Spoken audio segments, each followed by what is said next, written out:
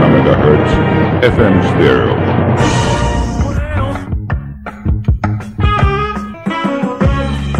Παράθυρο στην πόλη ή στην πόλη από το παράθυρο.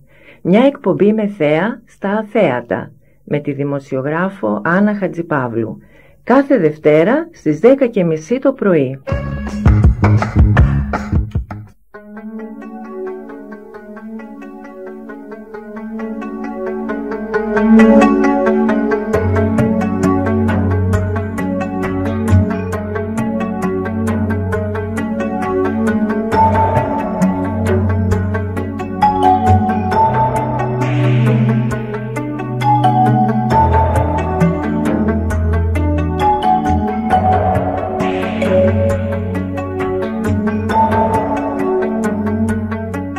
Καλή σας μέρα και καλώς ήρθατε αγαπητοί ακροατές.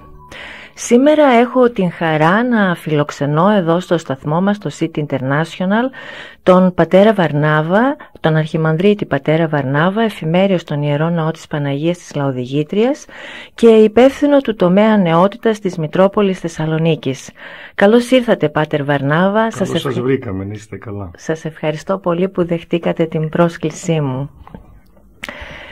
Μια που όπως ανέφερε είστε υπεύθυνος του τομέα νεότητας της Μητρόπολης Θεσσαλονίκης, ας αρχίσουμε από τους νέους. Έρχονται οι νέοι στην εκκλησία, ψάχνουν εκεί να βρουν απαντήσεις για τα προβλήματά τους? Ασφαλώς έρχονται στην εκκλησία και ψάχνονται, γιατί μέσα στην φύση του ανθρώπου υπάρχει η ανάγκη για αναζήτηση για το λόγο ύπαρξής του. Συνεπώς ένας δρόμος που του δίνεται να ψάξει είναι και η εκκλησία. Αλλά βέβαια εδώ υπάρχουν πολλά προβλήματα, γιατί πολλές φορές η εκκλησία δίκησε τον εαυτό της και τον αδικεί με το να μην δίνει το πραγματικό της πρόσωπο, αυτό που θέλει ο Χριστός και αυτό που πραγματικά εμπνέει τον άνθρωπο, και οπότε με διάφορα όρια που θέτει και προϋποθέσεις εμποδίζει το νέο να δει άνετα τη σχέση του με τον Θεό και την αναζήτηση. Πώς μιλάει λοιπόν πάτερ στα αυτά τα παιδιά, σε αυτούς τους νέους της σημερινής εποχής, με την κρίση και με όλα τα προβλήματα, πώς μιλάει ένας σύγχρονος ιερέας, ένας σύγχρονος κληρικός προκειμένου να τα φέρει στην εκκλησία? Κοιτάξτε, μπορεί να μιλάει σωστά, μπορεί να μιλάει και λάθος. Το θέμα δεν είναι τι λένε τα λόγια του, αλλά τι λέει η ύπαρξή του. Και αυτό που έχει ανάγκη ο νέος δεν θα εξετάσω αν είναι σωστή στάση μας ή όχι, γιατί έχουμε πολλά λάθη. Αλλά αυτό που έχει ανάγκη κυρίως ο νέος είναι να μην του μιλάει ο ιερέας, αλλά να είναι ο ιερέας δίπλα του, να είναι κοντά του. Και είναι κοντά του όταν ο ιερέας δεν είναι υπαρκτός, είναι ανύπαρκτος. Και είναι ανύπαρκτος όταν δεν πιστεύει στον εαυτό του, νιώθει τα δικά του χάλια και παράλληλα με τα χάλια του ευνηδιάζεται από την αγάπη του Θεού, και τότε αυτό που τον νοιάζει είναι να δώσει χαρά και ελπίδα στον άνθρωπο. Η δυσκολία μας πολλές φορές έγκυται στο γεγονός ότι επειδή χάσαμε τη ζωντανή σχέση με τον Θεό, βάλαμε καλούπια και την εμπειρία της σχέσης την κάναμε κηρύγματα, την κάναμε θεωρίες, την κάναμε νόμους και κανόνες, πράγμα το οποίο μας χωρίζει από τους ανθρώπους, όχι μόνο από τους νέους, αλλά με κάθε άνθρωπο. Εσείς συμβουλεύετε, καταρχήν να πούμε ότι έρχονται πολλοί νέοι στις ομιλίες σας, σας αγαπάνε οι νέοι, σας ακούνε. Τους συμβουλεύετε να είναι ζωντανοί, δοτικοί, παθιασμένοι, πάντως όχι μίζεροι, κακομοίριδες, απομονωμένοι. Είναι λέξεις που έχω επιλέξει από κάποιες ομιλίες σας. Οι νέοι αισθάνονται φόβο και ανασφάλεια για το μέλλον. Τι τους λέτε πάνω σε αυτό? Τίποτα.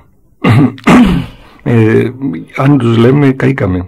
Γιατί αν τους λέμε θα λέμε τα δικά μας πράγματα, οπότε θα βγάλουμε και εμείς δική μας μιζέρια, και εμείς μιζέρια έχουμε. Αυτό που έχουν ανάγκη οι νέοι και εμείς και ο καθένας, και νομίζω είναι η πρώτη κίνηση για να μπορεί ο άνθρωπος να προχωρήσει, είναι η χαρά και η ελπίδα της ζωής. Και η χαρά δεν βρίσκεται στο γεγονός ότι πετύχαμε, αλλά ότι αποτύχαμε. Γιατί αυτό λέγονται παράξενα, ακούγονται βέβαια.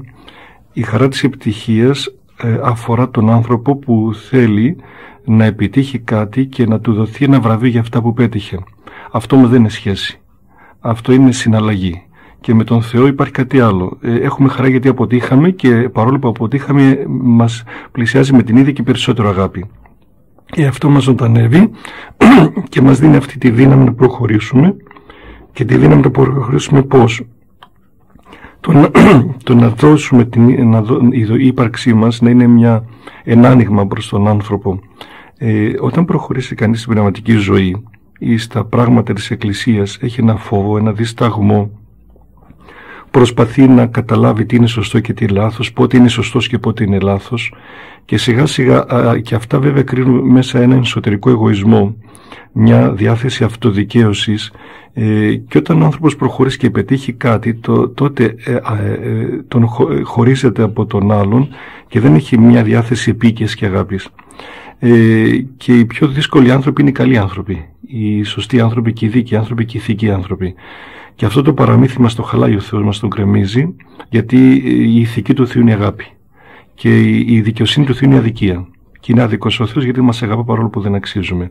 Λοιπόν, αυτό αν το μεταδώσουμε και το μεταδίδουμε με τα κύτταρά μας, το μεταδίδουμε με την ύπαρξή μας και όχι με τα λόγια μας, τότε δεν χρειάζεται να λέμε πολλά πράγματα. Πραγματικά η ανάγκη του λόγου βρίσκεται στο γεγονός ότι υπάρχει, γιατί θέλει να καλύψει ο λόγος την απουσία της πραγματικής σχέσης. Όταν δεν έχω να δώσω εμπειρία στον άλλο και να του δώσω εμπειρία το είναι μου, τότε φλιαρούμε.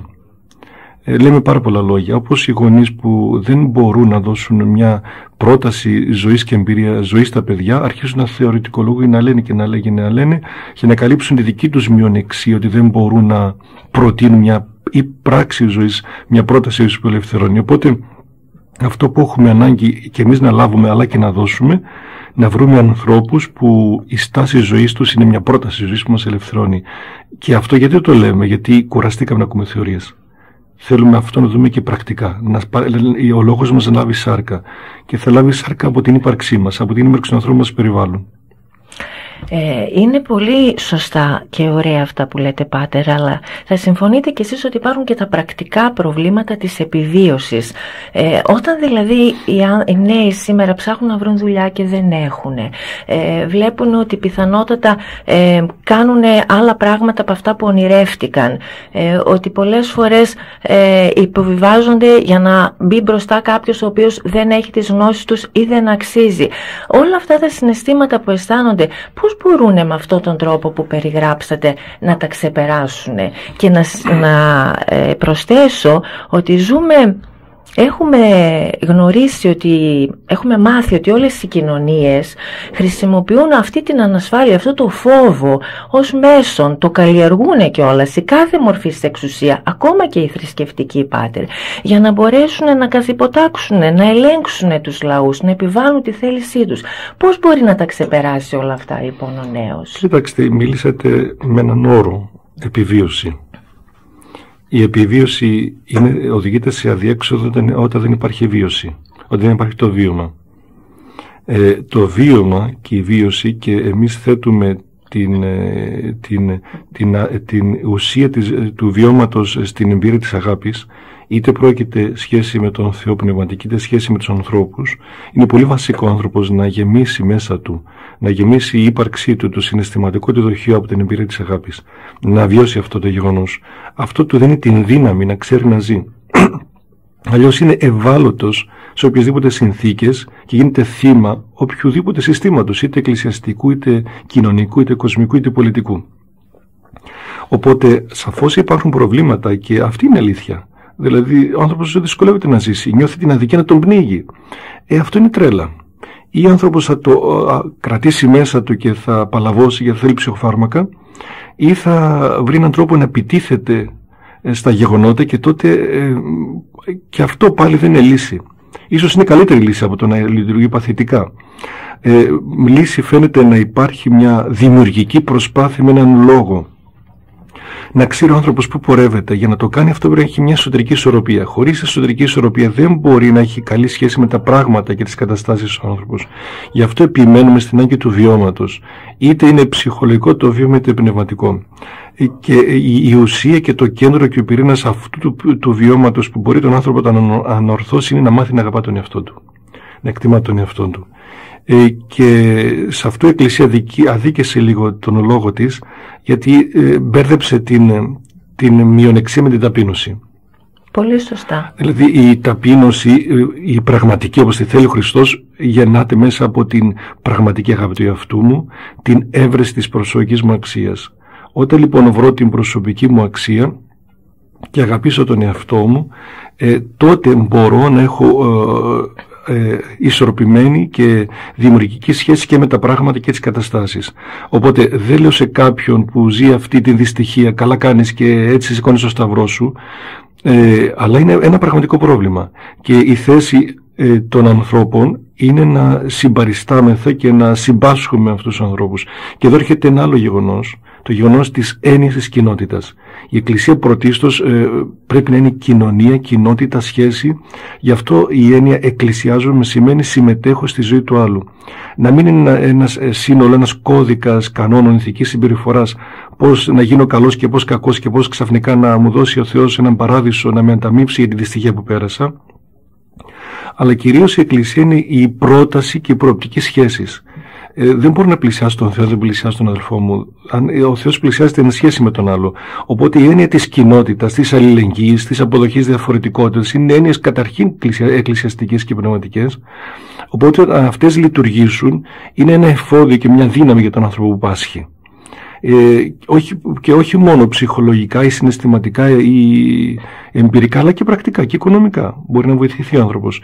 Η δυστυχία, ένα κύριο αίτιο των κρίσεων, της κάθε μορφής κρίσης που περνούμε, είναι η απομόνωση, είναι η φυλαυτή, είναι ο εγωκεντρισμός, είναι ο ατομισμός.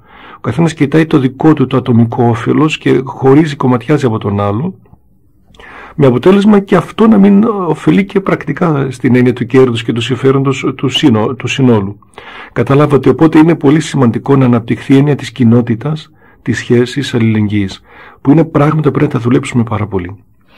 Σε συνάρτηση και σε συνδυασμό με την προσωπική ανάπτυξη του ανθρώπου, που η αναφορά της προσωπικής μας ανάπτυξης είναι το να αγαπήσουμε τον εαυτό μας, να δούμε την πραγματική αξία που έχουμε, που είναι πολύ σημαντική, και αυτή να την εξελίξουμε, να τη δουλέψουμε.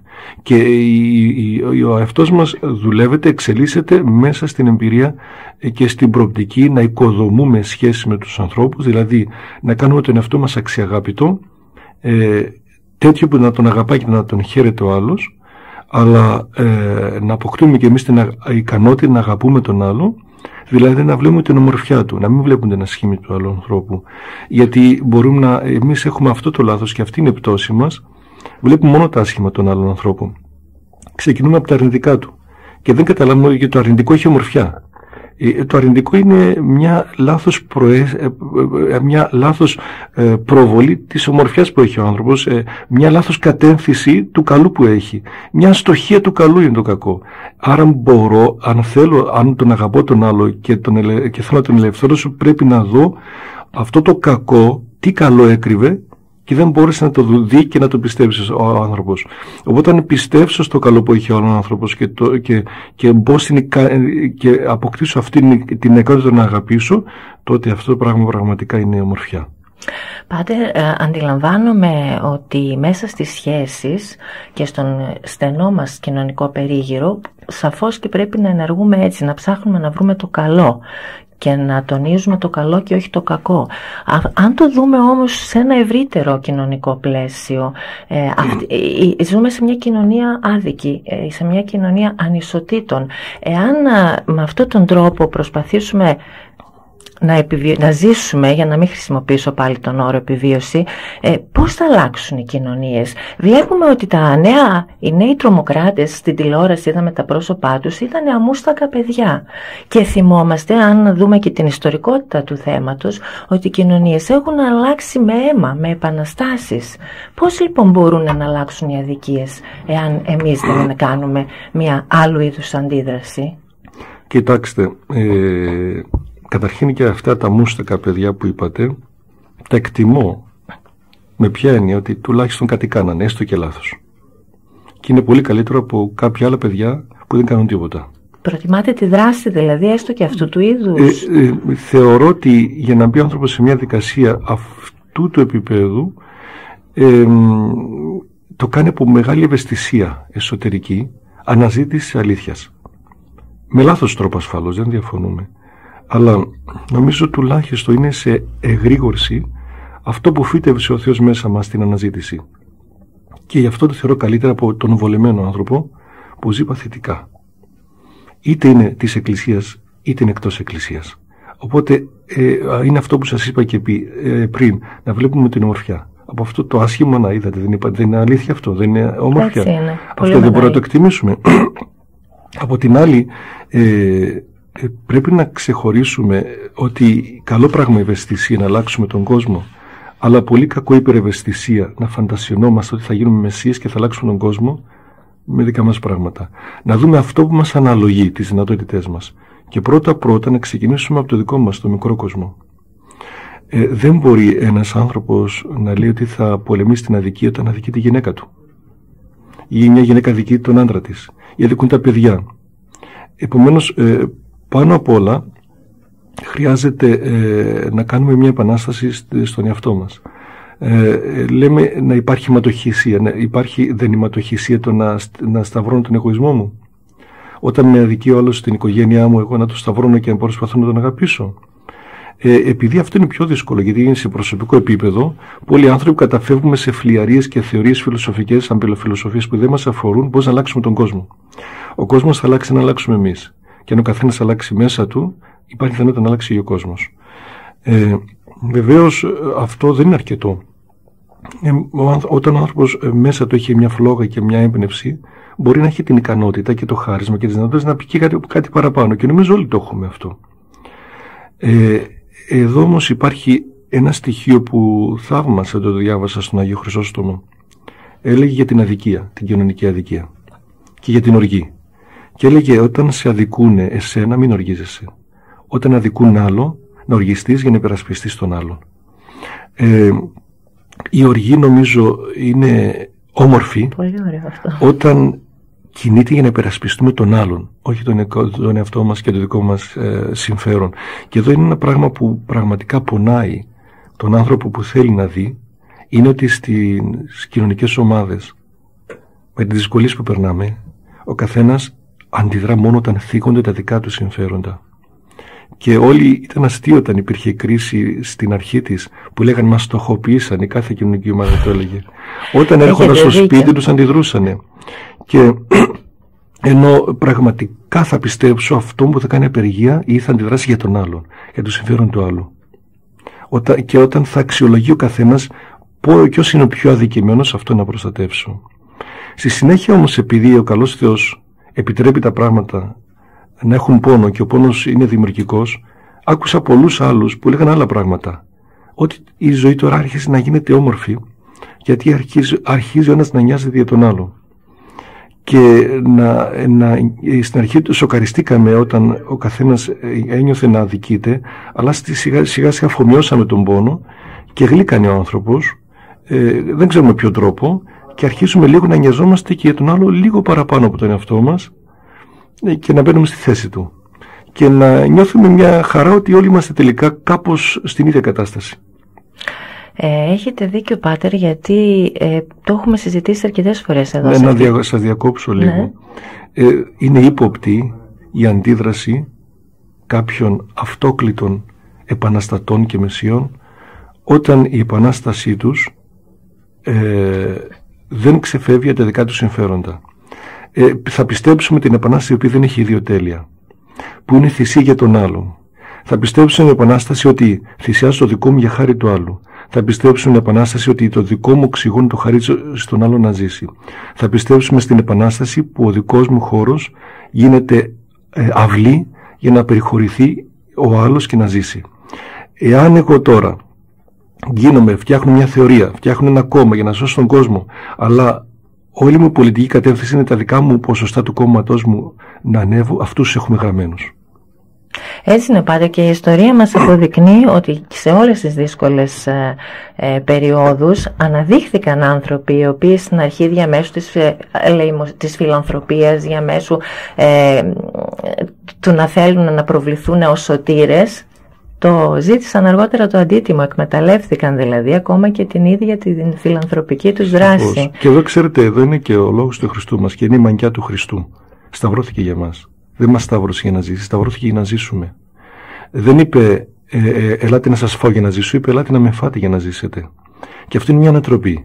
Αυτός ο λόγος, αν γίνει βίωμα ζωής μας στην καθημερινότητα, πιστεύετε ότι η κοινωνία δεν θα αλλάξει? Δεν έχουμε μόνο ανάγκη την πράξη, αλλά έχουμε ανάγκη και την θεωρία της πράξης. Σε ποια βάση κινούμε, σε ποια βάση αλλοιώνομαι, σε ποια βάση προσπαθώ, έτσι, σε ένα θολό τοπίο είμαι της Εκκλησίας και το κάνω για να πάω σε έναν παράδεισο? Ποιο παράδεισο, αν δεν το ζω από τώρα? Στην κοινωνία να αλλάξω τον κόσμο, αλλά το ενδιαφέρον να γίνω πρωθυπουργός, να λάβω μια θέση, να έχω το μέσο να ρυθμίσω τα πράγματα. Γι' αυτό το λόγο στην κοινωνία μας από τότε που τη θυμόμαστε οι μετριότητες κυβερνούν και καθορίζουν τα πράγματα. Έχετε δίκιο. Η ηγεσία μας είναι η μέτρη. Για ποιο λόγο? Γιατί λείπει ο λόγος ζωής. Και για μας η πραγματική επανάσταση, η πραγματική αναρχία που είναι ανθρωπή και είναι συντρίμμια και κάνει τα πάντα, τα διαλύνει, αυτός ο λόγος του Χριστού μας, του Σταυρού. Που λέει η δύναμή του είναι η αδυναμία του. Η δύναμή του, το καύχημα για μας είναι ο Σταυρός του. Και γιατί είναι καύχημα μας? Γιατί μας αγαπά τόσο πολύ που σταυρώνεται για μας. Και μου λέει: αν αγαπάς κάποιον, σταυρώσου και εσύ για αυτόν. Βγες από το εγώ σου, βγες από το θέλημά σου. Εάν βγούμε όλοι από το θέλημά μας, η κοινωνία μας θα είναι παράδεισος. Να γίνουμε όλοι, να έχουμε αυτογνωσία και να κοιτάξουμε όλοι να γίνουμε καλύτεροι σαν άνθρωποι. Να γίνουμε χειρότεροι. Να γίνουμε χειρότεροι. Χειρότεροι, δεν πιστεύω στο να γίνουμε καλύτεροι. Χειρότεροι πια, όταν γίνουμε καλύτερος, σφίγγομαι, πιέζομαι, προσπαθώ να πείσω κάτι στον εαυτό μου. Χειρότερο σημαίνει να πιστέψω τα χάλια μου. Χάλια έχω, αλλά έχω και ομορφιά μέσα μου. Έχω τα χάλια μου, δεν προσπαθώ να υποκριθώ τον καλό, δεν βάζω μάσκα, γιατί ξέρετε, γιατί λέω αυτό, να γίνουμε χειρότεροι. Γιατί όταν προσπαθώ να γίνω καλός, επειδή δεν μπορώ να γίνω, βάζουμε όλοι από 100 μάσκες και γινόμαστε όλοι ψυχασθενείς και δεν βγάζουμε άκρη. Και ο καθένας επειδή πιστεύει ότι είναι δίκαιος, πολεμά τον άλλο επειδή πιστεύει είναι λιγότερο δίκαιος. Και προσπαθούν να αποδείξουν ότι είμαι καλός. Να βαρεθήκαμε αυτό το καλός και τα καλούπια αυτά τα πράγματα. Χάλια να είμαστε. Και να δοξάζουμε τον Θεό. Να βγάλουμε τις μάσκες μας και να είμαστε ειλικρινείς. Αυτό θα μας ελευθερώσει. Και μέσα βάσει αυτής της ελευθερίας μπορούμε να κινηθούμε. Και νομίζω από όλο το σύστημα αυτό που μας μπλοκάρει λείπει χαρά και ελευθερία. Εσείς, Πάτερ, κάνετε συχνά και κριτική στην ίδια την Εκκλησία και λέτε ότι θα είναι και αυτή συνυπεύθυνη και συνεργός για την πτώση του ανθρώπου αν δεν καταφέρει να δώσει το πραγματικό νόημα της ζωής. Έχετε μιλήσει και για το στήρο πουριτανισμό, την κατήχηση χωρίς ουσία. Πού τα ακούσατε όλα αυτά? Στις ομιλίες σας. Νομίζετε ότι η Εκκλησία είχε αλλάξει? Γιατί στο παρελθόν υπήρξε σκληρόκαρδη η Εκκλησία, υπήρξαν εποχές δηλαδή που στο όνομα του Θεού έγιναν άσχημα πράγματα. Έχει αλλάξει σήμερα? Κοιτάξτε, κάνουμε κριτική στην Εκκλησία, γιατί η Εκκλησία είμαι κι εγώ, είστε κι εσείς. Ναι. Άρα κάνω κριτική στον εαυτό μου όταν κρίνω την Εκκλησία και δεν κρίνω κανέναν άλλο. Βεβαίως. Βλέπω την διαδρομή τη δική μου, τα δικά μου λάθη. Από την άλλη όμως πρέπει να διακρίνουμε τη μία Εκκλησία που είναι το σώμα του Χριστού μας, που είναι η θυσία του, που είναι το μυστήριο το οποίο μας εμπνέει και μας σώζει, και από την άλλη την Εκκλησία ως ανθρώπινο οργανισμό που είναι δικές μας πτώσεις. Εκεί επισημαίνουμε αυτά τα λάθη που πραγματικά είμαστε σκληρόκαρδοι, γιατί δεν χαρήκαμε τον Θεό όπως πρέπει και νομίσαμε ότι καταπιεστήκαμε από τους νόμους του, από τις εντολές του, προσπαθήσαμε να αποφύγουμε την αμαρτία, χωρίς αυτό είναι χαρά και ελευθερία, και προσπαθούμε να βρούμε μια δικαίωση πολεμώντας τον άλλο που χαίρεται την αμαρτία του. Πραγματικά υπάρχουν λάθη και υπάρχει και σκληροκαρδία, υπάρχει και απόρριψη, και πάντα υπήρχαν αυτά. Είναι η πορεία μας. Τα διαπιστώνουμε, προχωρούμε, διορθωνόμαστε προσωπικά ο καθένας. Και κοντά σε αυτά τα αρνητικά υπάρχουν και από άλλα πολλοί άνθρωποι ταπεινοί, ήσυχοι, ανύπαρκτοι, οι οποίοι έχουν μεγάλη ευλογία, και τέτοιοι άνθρωποι μας δίνουν ελπίδα και μας δίνουν την δύναμη να προχωρήσουμε και να ζήσουμε. Πάτερ, σήμερα υπάρχει σκοταδισμός. Πριν από λίγους μήνες έξω από κάποιο θέατρο γίναμε μάρτυρες μιας θρησκευτικής ιστορίας. Εσείς τι σκέφτεσαι για αυτού του είδους τις συμπεριφορές? Κοιτάξτε, κάνουμε ένα λάθος εμείς. Κάνουμε λάθος και τα μέσα ενημέρωσης που ασχολούνται με αυτά τα γραφικά πράγματα. Ίσως γιατί είναι πιασάρικα και... Έχετε δίκιο γι' αυτό. Είναι πολύ λάθος να ασχολούμαστε με ψυχοπαθολογικές καταστάσεις. Που είναι φανερό ότι είναι ψυχοπαθολογικές καταστάσεις. Τι να πούμε, τι να σχολιάσουμε? Ας έρθουμε τώρα και σε αυτό το άγχος το οποίο μεγαλώνει συνέχεια. Στην αρχή ήταν το άγχος πώς θα προλάβουμε αυτά που κάναμε, τώρα είναι το άγχος πώς θα μπορέσουμε να βρούμε τον τρόπο να ζήσουμε, οι σκέψεις, οι λογισμοί. Εσείς έχετε πει ότι με αυτόν τον τρόπο δεν γίνεται προσευχή. Μιλήστε μας λίγο γι' αυτό. Ερωτευτήκατε ποτέ? Όλοι οι άνθρωποι. Ωραία απάντηση. Λοιπόν, όταν ερωτευτήκατε. Είναι ευλογία ο έρωτας. Όταν ερωτευτήκατε, είχατε άγχος? Είχα αυτή την αγωνία, ναι. Άγχος για τη ζωή, για τα υπόλοιπα? Όχι. Μπράβο. Γιατί έχουμε άγχος? Γιατί δεν είμαστε ερωτευμένοι. Τι ωραία που τα λέτε, Πάτερ Βαρνάβα. Και οι λογισμοί μας είναι υποκατάστατο της απουσίας της σχέσης της ερωτικής. Κατεξοχή με τον Θεό.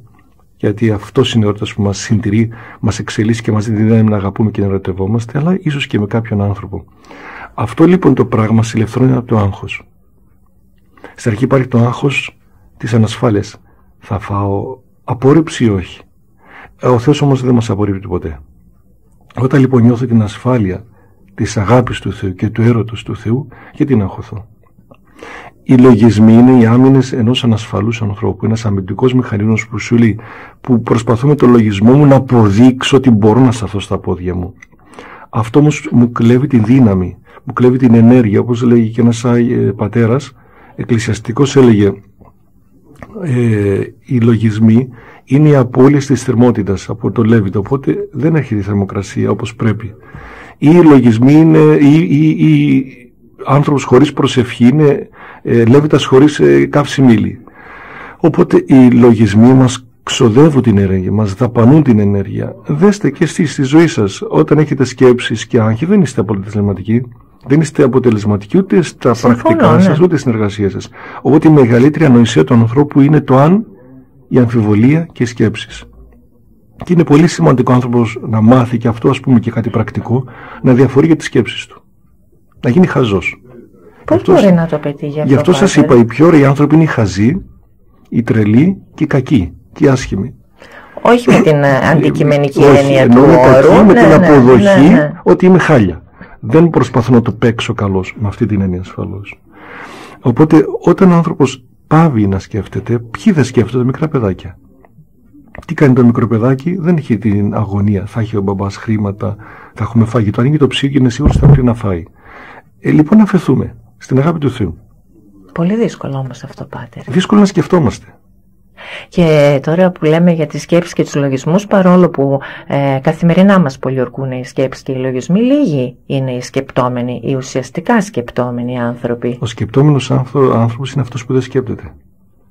Ο σκεπτόμενος άνθρωπος είναι αυτός που αφήνει την καρδιά του να λειτουργήσει.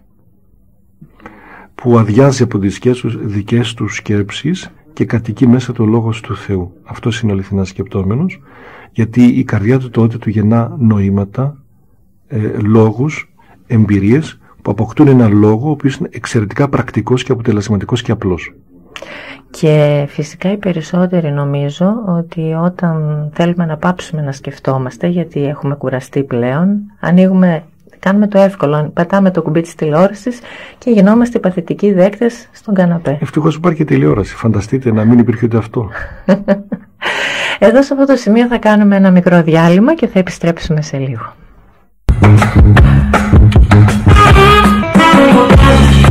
Παράθυρο στην πόλη ή στην πόλη από το παράθυρο. Μια εκπομπή με θέα στα αθέατα με τη δημοσιογράφο Άννα Χατζηπαύλου. Κάθε Δευτέρα στις 10:30 το πρωί.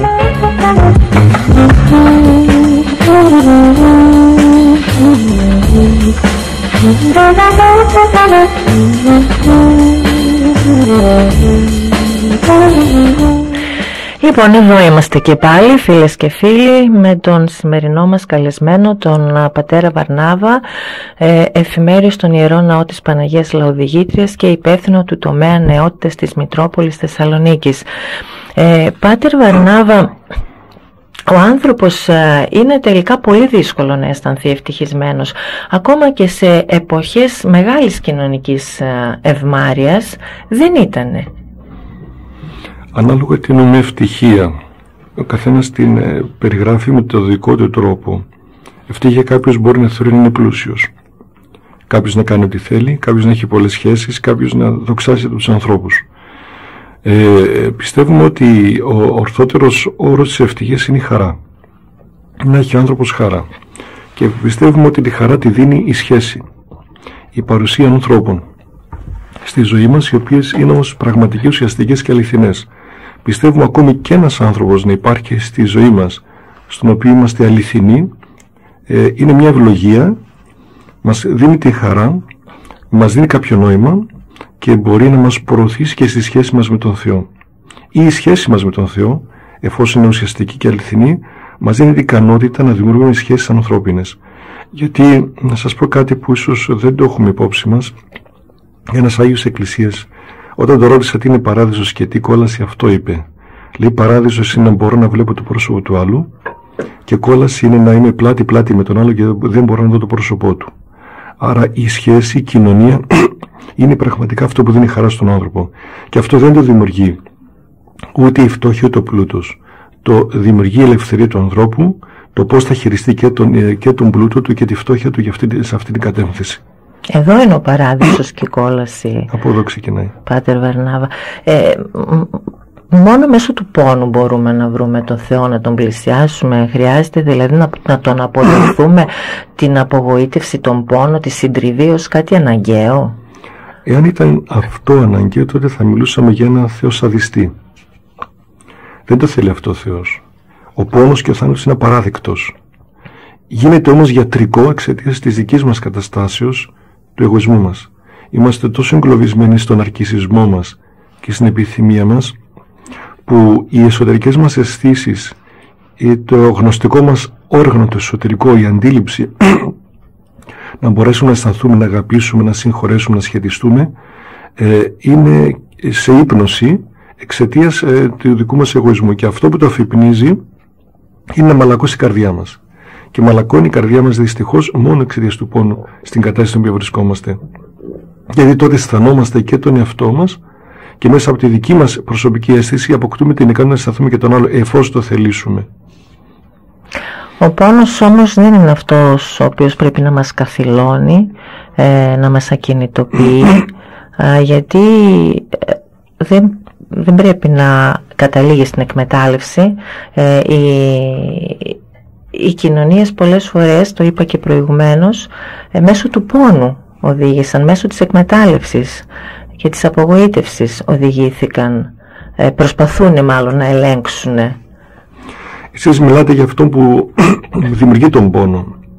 Αυτός είναι μια άλλη κατάσταση. Δεν μπορούμε να δικαιώσουμε αυτόν τον πόνο, γιατί είναι μια κατάσταση πτώσης. Μιλούμε για τις συνέπειες, μιλούμε για έναν ακούσιο πόνο, το οποίο δεν μπορεί να ελέγξουμε, μια αρρώστια. Έχει χαρακτηριστεί όπιο του λαού η θρησκεία. Ναι, το χρησιμοποιήσει η εξουσία σαν ένα μηχανισμό να ελέγχει τον άνθρωπο. Αυτό είναι κάτι άρρωστο. Και δεν είχε καμιά σχέση με την Εκκλησία του Χριστού αυτό το πράγμα. Είναι μια καπήλευση της Εκκλησίας, όπως πολλές φορές γίνεται και από πολλούς, καπήλευση της πατρίδας, έτσι δεν είναι? Για να πουλήσουν την ιδιοτέλεια και την δική τους ιδεολογία και να περάσουν το δικό τους εγώ και το δικό τους συμφέρον. Δεν μιλούμε για κάτι τέτοιο. Η Εκκλησία του Χριστού είναι έξω από αυτά. Εμείς μιλούμε για την έννοια του ακούσιου πόνου ή του πόνου που ζούμε στην καθημερινή μας προσωπική ζωή. Γιατί πόνος είναι να σε προσβάλλει ο άνθρωπος που αγαπάς. Πόνος είναι να σε δικούσει δουλειά. Πόνος είναι οι πτώσεις μας, τις οποίες δεν μπορούμε να αποδεχθούμε. Πόνος είναι μια αρρώστια. Πόνος είναι κάθε δυστυχία, έτσι δεν είναι? Αλλά κατεξοχήν πόνος, θεωρώ εκείνο το σημαντικό, είναι υπαρξιακός πόνος. Η απειλή του θανάτου. Ο μεγάλος μας εχθρός δεν είναι το σύστημα, είναι ο θάνατος. Το μεγάλο καθεστώς το οποίο έχουμε σαν μεγάλο αντίπαλο είναι ο θάνατος. Και πολλές φορές ό,τι κάνουμε, είτε πολεμούμε, είτε αγωνιζόμαστε, είτε επαναστατούμε, ή προσπαθούμε να απολαύσουμε τη ζωή, ή προσπαθούμε να πετύχουμε κάτι, στην ουσία είναι να ξορκίσουμε τον θάνατο. Επομένως ο μεγάλος μας πόνος είναι ο υπαρξιακός πόνος, πώς νικέται ο θάνατος. Και εκεί είναι το κύριο. Εάν μπούμε σε αυτήν τη διαδικασία να σταθούμε απέναντι του θανάτου και να δουλέψουμε μέσα μας και να τα βάλουμε με τον Θεό, να τσακωθούμε με τον Θεό. Δεν έχει πρόβλημα ο Θεός. Ίσα ίσα όταν τσακωθούμε μαζί του δείχνουμε ότι έχουμε μια οικειότητα μαζί του. Και να ζητήσουμε έναν λόγο ζωής που να μας φωτίσει την ύπαρξη και να μας κάνει να μην τρέμουμε μπροστά στο θάνατο, Αλλά να υπερβούμε το γεγονός του θανάτου, αυτό είναι τεράστια ευλογία. Και αυτό είναι που γεννά την έννοια της γνώσης, της πραγματικής γνώσης. Όχι μια γνώση ψυχολογικής ή διανοητικής, παίρνω κάτι στο μικροσκόπιο και βγάζω το αποτέλεσμα, αλλά κάτι πολύ βαθύτερο. Δέστε, όπως η γυναίκα όταν πρόκειται να γεννήσει έχει τους πόνους. Οι πόνοι αυτοί όμως γεννούν τη ζωή. Για τέτοιο πόνο μιλούμε. Αυτός ο πνευματικός πόνος, ο υπαρξιακός πόνος, που όταν τον φάμε καλά και τον χωνέψουμε, τότε μέσα μας αρχίζει να ανατέλει μια άλλη εμπειρία ζωής.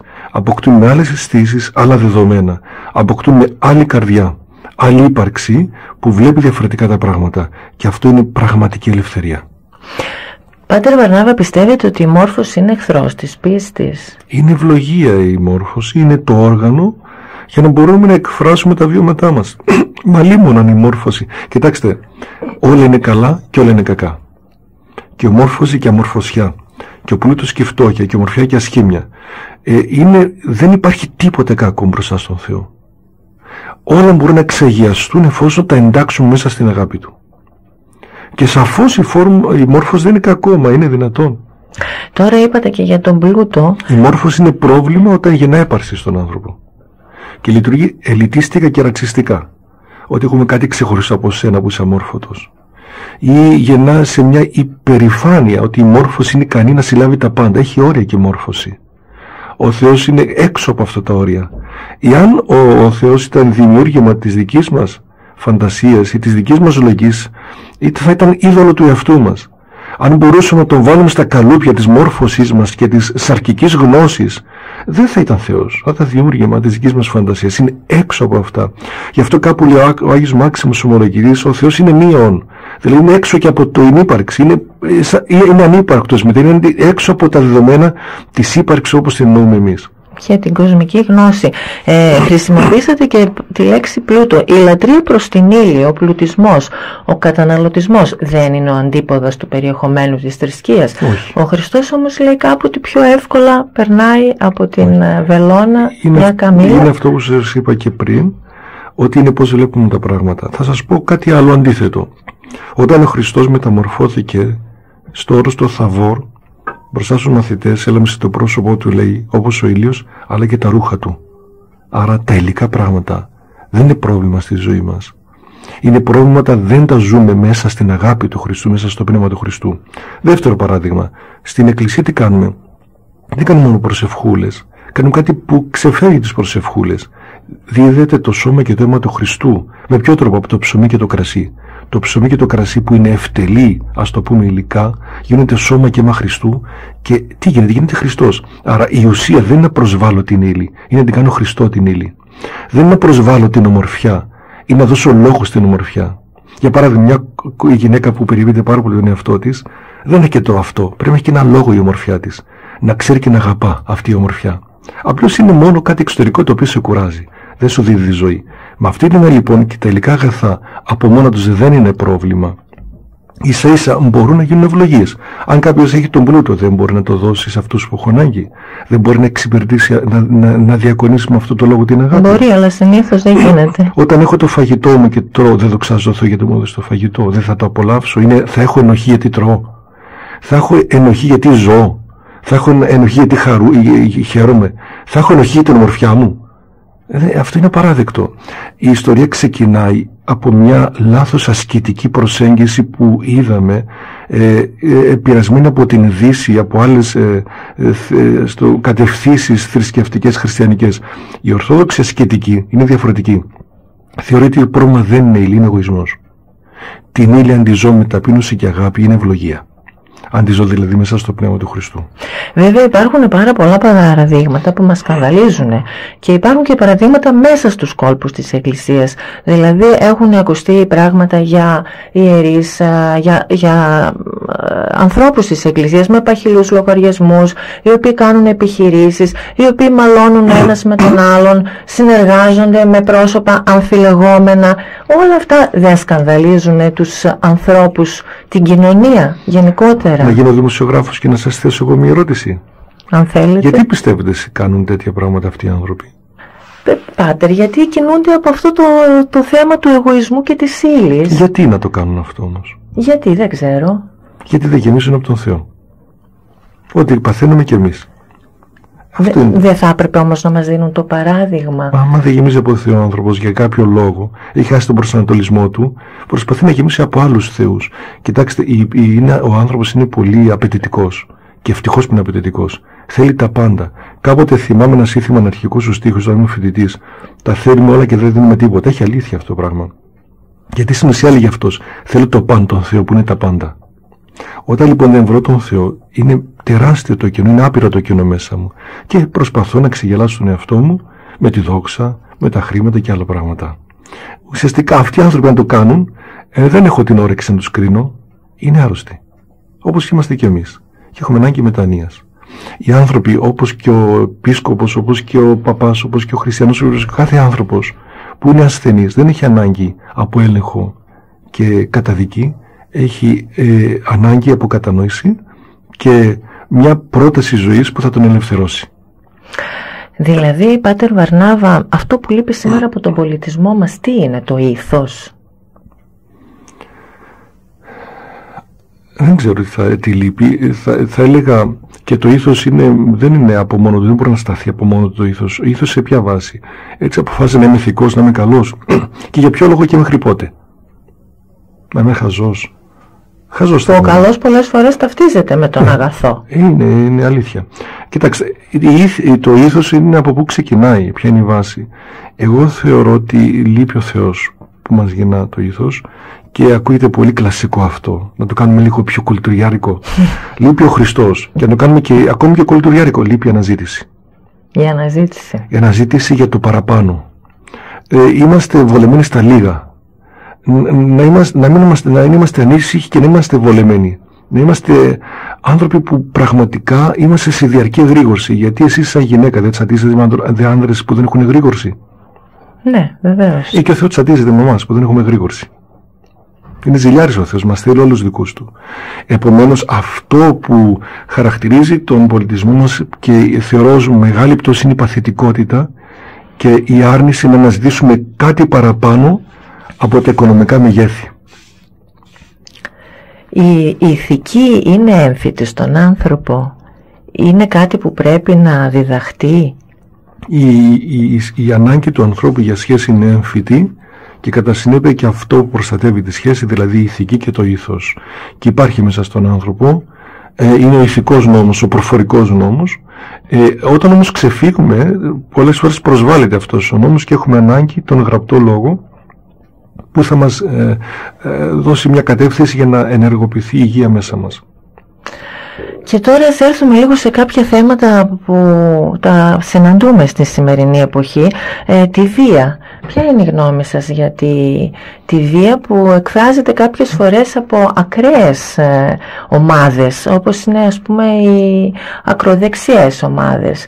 Και οι ακροαριστερές όλες. Και οι ακροαριστερές, ναι. Οι ακροδεξιές όμως έχουν και το έμβλημα του Σταυρού. Πιστεύουν στο Θεό. Τι λέτε, ποια είναι η γνώμη σας? Είναι επικίνδυνη αυτή η βία, γιατί προσβάλλει το Σταυρό.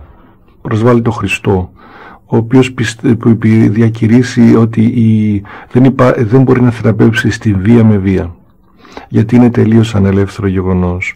Αυτοί βεβαίως που εκφράζουν αυτή τη βία πολλές φορές είναι η προσπάθεια να καλύψουν τη δική τους έλλειψη και αναπηρία και δυναμία. Οι μειονεκτικοί άνθρωποι συνήθως βγάζουν οργή και βιαιότητα και αυτό περισσότερο χρήση και όχι μόνο κοινωνιολογικής μελέτης αλλά και ψυχαναλυτικής μελέτης. Τι είναι τρελό, πώς μπορείς να είσαι βίος εναντίον ενός ανθρώπου για κάποιον λόγο, επειδή έχει άλλο θρήσκευμα ή άλλο έθνος? Είναι τρελό, δεν χωράει στο νου του ανθρώπου, ενός φυσιολογικού ανθρώπου. Γι' αυτό το λόγο δεν μπορώ να κρίνω αυτό, γιατί πάλι σας είπα και στην περίπτωση της θεατρικής παραστάσεως είναι ψυχοπαθολογικές καταστάσεις αυτές. Τώρα χρειάζεται να θεραπευτεί αυτό. Πώς θεραπεύεται? Τι να πούμε? Κάτι άλλο που βλέπουμε στη σημερινή εποχή, και όχι μόνο, και παλιότερα υπήρχαν οι πνευματικοί σωτήρες, οι διάφοροι γκουρού οι οποίοι μιλάνε για αγάπη, για την ίδια αγάπη που δίδαξε ο Χριστός, ο Βούδας, ο Μωάμεθ. Ποια είναι η γνώμη σας για αυτούς? Κοιτάξτε, οποιασδήποτε κηρύσει αγάπη, αλλά είναι μπάστακα στο κεφάλι μου, δεν μπορώ να αντέξω. Αυτοί οι αυτόκλητοι σωτήρες που θέλουν να ελέγχουν τη ζωή μου, να με εξουσιάζουν, δεν τους αντέχω, γιατί πάνω από την αγάπη θέτω την ελευθερία. Για ποιο λόγο? Γιατί δεν μπορεί να υπάρξει αγάπη χωρίς ελευθερία. Αν κάποιος μου καταστρατηγεί την ελευθερία, δεν πιστεύω στην αγάπη που μου κηρύσσει. Επομένως, πρωτίστως πιστεύω στον άνθρωπο που μου δίνει την ελευθερία να είμαι ο εαυτός μου. Να μπορώ να λάβω την ευθύνη του εαυτού μου και να αναζητώ προσωπικά και να μην έχω μεσίτες στην αναζήτηση της αλήθειας. Γιατί ξέρετε, έλεγε κάποιος, ο άνθρωπος ωραίος, ένας θεολόγος, έλεγε ότι δεν γνωρίζουμε τον Θεό από δεύτερο χέρι, αλλά άμεσα και προσωπικά. Γιατί δεν είμαστε εγγόνια του Θεού, είμαστε παιδιά του Θεού. Επομένως, αν έρθει τον γκουρού για να με εσολαβήσει με τέτοιο τρόπο, ενώπιον του Θεού, μπορεί να γίνει τροχοπέδι της αναζήτησής μου και να μου πει: εσύ δεν μπορεί να είσαι παιδί του Θεού. Θα είσαι παιδί του Θεού μέσα από εμένα. Δηλαδή θα είμαι εγγόνι του Θεού. Δεν νομίζω ότι είναι τόσο παππούς ο Θεός. Και δημιουργούν και κάποιο είδους εξάρτηση. Ναι, και γι' αυτό το λόγο άνθρωποι οι οποίοι έχουν ανασφάλειες, άγχη, φοβίες, και η εποχή μας είναι τέτοια πολύ έτσι ευνέτερης καταστάσεις, προσπαθούν να γαντζωθούν από κάποιους για να μας πούν την ιστορία της ζωής μας. Να σας κάνουν να γελάσετε λίγο. Κάποιος κύριος που κρατούσε τα ραντεβού για την εξομολόγηση, τον παίρνει μια κυρία και του λέει: θέλω τον Γέροντα Βαρνάβα. Λέει: τον θέλετε? Να μου πει το μέλλον μου. Λέω: με συγχωρείτε, το παρό μου δεν ξέρω εγώ. Δηλαδή οι άνθρωποι γίνονται εύκολα θύματα εξαιτίας της καταστάσεως αυτής. Καταλάβατε? Οπότε είναι προσβολή του ανθρωπίνου προσώπου και της αξιοπρέπειας και της ευγένειας που έδωσε ο Θεός να είμαστε σκυλάκια ενός γκουρού. Είναι οι πιο αδύναμοι άνθρωποι, Πάτερ Βαρνάβα. Είναι οι πιο ευαίσθητοι που θέλουν κάπου να ασφαλιστούν αφενός, αλλά και να αισθανθούν ότι εντάσσονται κάπου, ανήκουν κάπου. Γιατί ένα κύριο πρόβλημα της εποχής μας που φαίνεται δυστυχία ότι η εποχή μας είναι ανέστια. Δεν έχει χώρο που να νιώσει κανείς οικογένεια, να νιώσει κάποιος ότι ανήκει σε κάποια αιστεία, ότι ανήκει σε κάποια σχέση. Και νομίζω αυτό είναι πρωτίστως πρέπει να προβάλλει η Εκκλησία μας και να εκφράσει την φιλανθρωπία της, να λειτουργήσει κάθε ενορία ως αιστεία, ως οικογένεια. Να αισθανθεί κανείς ότι μπορεί να πει τον πόνο του, να έχει κάποιον να τον ακούσει, να αισθανθεί την ανάγκη κάποιον να τον βοηθήσει και στην πρακτική του ανάγκη, αλλά και συναισθηματικά να επικοινωνήσει με κάποιον άνθρωπο. Γιατί θα δούμε τις περισσότερες φορές τα λάθη μας, οι αμαρτίες μας ξεκινούν από αυτή τη μοναξιά του ανθρώπου που νιώθει μόνος, θέλει κάπου να στραφεί, κάπου να ζήσει κάτι, να αισθανθεί την παρουσία κάποιων ανθρώπων και εκεί κάνει τα λάθη του. Σε τέτοια λάθη που είναι οι σέκτες οι διάφορες που καταστρατηγούν την ελευθερία του ανθρωπίνου προσώπου, το γεννά αυτή η ανάγκη του ανθρώπου, δηλαδή η μοναξιά του. Κάτι ακόμη, κάποιοι άνθρωποι μπορεί να βιώνουν την αγάπη, να είναι σωστοί σε όλα, σύμφωνα δηλαδή με το ηθικό που έχουν μέσα τους, την ηθική, και απλά να λένε ότι δεν πιστεύουν στο Θεό. Αυτό το πράγμα τους αφαιρεί κάτι, αυτοί οι άνθρωποι δηλαδή, όπως επίσης και το άλλο, οι καλοί μουσουλμάνοι, οι καλοί Εβραίοι, αυτοί είναι έξω από την αγάπη που λέτε εσείς, για την οποία μιλάτε εσείς, για την οποία μιλάει ο Θεός. Ο Θεός δεν είναι ο ίδιος για όλους? Αλλά ακόμα και αυτοί οι οποίοι λένε ότι δεν πιστεύουν στο Θεό, αλλά ζουνε μέσα στην αγάπη, τη βιώνουνε. Κοίταξε, αυτοί που λένε ότι δεν πιστεύουν στο Θεό και ζουν την αγάπη, το πρώτο ερώτημα να δούμε αν αυτή η αγάπη είναι αληθινή. Και η απόδειξη αν είναι αγάπη αληθινή, όταν αδικείται αυτός ο άνθρωπος, εξακολουθεί να αγαπά. Και όταν εξακολουθεί να αγαπά με αυτόν τον τρόπο, νιώθει να πιέζεται από αυτό, μετά να νιώθει αδικημένος, να νιώθει αποθυμένα πολλά, να νιώθει καταπίεση μέσα του και συγκρούσεις, ή νιώθει ελευθερία? Εάν νιώθει αυτά, η αγάπη του είναι αληθινή. Τώρα, αν τη ζει ένας άνθρωπος που δεν πιστεύει στον Θεό, πού να ξέρω? Μπορεί, αλλά νομίζω ότι πιστεύει χωρίς να το καταλάβει. Ζει το Θεό χωρίς να το καταλάβει. Μπορεί από ένα πείσμα, όπως πεισματώνουν τα παιδιά, για κάποιο λόγο λέει δεν πιστεύω στον Θεό, αλλά μέσα το Θεός υπάρχει και λειτουργεί και τον ζει με έναν διαφορετικό τρόπο. Όπως και άνθρωποι άλλων θρησκευμάτων, που δεν μπορούμε να τους καταδικάσουμε γιατί δεν γεννήθηκαν χριστιανοί, Και σαφώς και είναι και αυτά παιδιά του Θεού και ο Θεός ενεργεί σε κάθε άνθρωπο. Δεν μπορούμε να περιορίσουμε τον Θεό, την ενέργεια του Θεού και την αγάπη του Θεού, να την περιορίσουμε μόνο στα δικά μας μέτρα. Πατέρα Βαρνάβα, φτάνουμε προς το τέλος της εκπομπής μας. Θέλω να μου πείτε ποια είναι η άποψή σας για τη δωρεά των οργάνων. Υπάρχει ένας Άγιος, νομίζω Αγάθων, και έλεγε: αγάπη τι είναι? Να βρω το σώμα ενός λεπρού, να δώσω το δικό μου και να πάρω το δικό του. Ερμηνεύστε το εσείς. Τώρα υπάρχουν κάποιοι, υπάρχουν κριτικές όμως, που αντιδρούν, ναι, που μιλούν επιστημονικά πλέον αν ο εγκεφαλικός θάνατος, ναι, είναι θάνατος, και αν μπορεί μπορεί να δώσει κάποιος τα όργανα του. Υπάρχουν δύο απόψεις. Κάποιοι που λένε ότι ο εγκεφαλικός θάνατος είναι πραγματικός θάνατος και απλώς καθυστερούμε με τη μηχανική υποστήριξη την αποσύνθεση του ανθρώπου, ότι έγινε ο χωρισμός της ψυχής από το σώμα, και κάποιοι λένε πως δεν είναι θάνατος και δεν πρέπει να γίνει αυτό και παρεμβαίνουμε, ναι, στο θέμα του Θεού. Αυτό δεν μπορώ να σας απαντήσω. Πάντως η Εκκλησία συμφωνεί με την δωρεά των οργάνων. Να σας κάνω και κάποια προσωπικά ερωτήματα. Έχω από εσάς το ελεύθερο. Έχει δοκιμαστεί ποτέ η πίστη σας? Καθημερινά. Αλλά ποια πίστη? Τον εμπιστεύουμε τον Θεό ή όχι? Και η σχέση μας με τον Θεό, η αληθινή σχέση, είναι μια πάλι με τον Θεό, και η πίστη είναι ένας διάλογος και με την αμφιβολία. Οπότε ευτυχώς που δοκιμάζεται, για να μπορώ να μπαίνω στη θέση και κάθε ανθρώπου που δοκιμάζεται η πίστη του, και να μην το παίζουμε ήρωες και άγγελοι.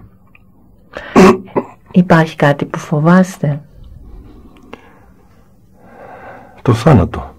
Όπως όλοι οι άνθρωποι. Τι πιστεύετε? Αλλά ταυτόχρονα και εγωιτευτικός. Τι πιστεύετε πάντα γιατί για το θάνατο?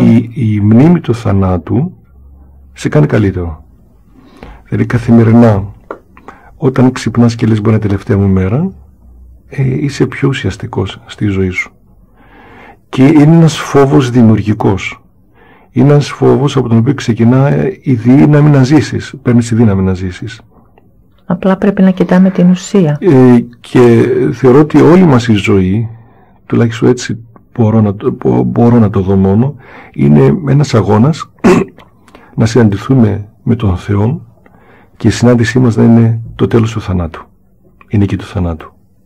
Και νομίζω είναι αυτό που έχει ανάγκη ο πολιτισμός μας, μια αναζήτηση της αλήθειας, του φωτός, που θα είναι τόσο δυναμική αυτή η εμπειρία που θα καταπιεί τον θάνατο, και θα δούμε τότε τον θάνατο ως πέρασμα από τα χειρότερα στα καλύτερα. Από την χαρά στην μεγάλη χαρά, που είναι η εμπειρία του ανεσπέρου φωτός του Χριστού μας, που εκεί μπορεί να πανηγυρίζουμε την παρουσία του όλη συντροφιά. Πάτερ Βαρνάβα, σας ευχαριστώ πάρα πολύ που ήσασταν σήμερα μαζί μας. Ήταν μεγάλη χαρά. Εμείς φίλοι μου φτάσαμε στο τέλος της εκπομπής. Θα τα πούμε την ερχόμενη Δευτέρα. Ως τότε να είστε όλοι καλά. Γεια σας.